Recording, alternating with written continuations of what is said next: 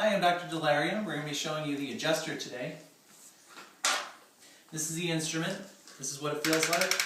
We're going to be adjusting your neck. So we find the vertebrae that are misaligned first. There.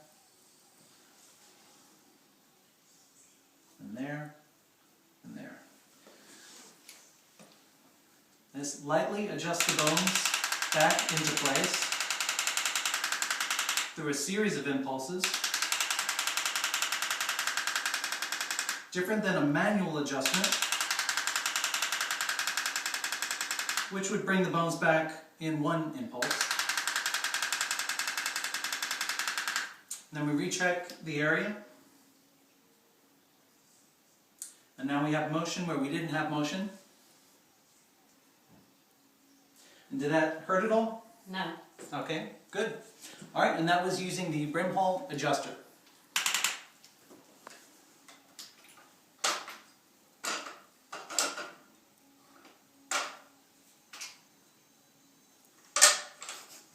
Alright, you stop there.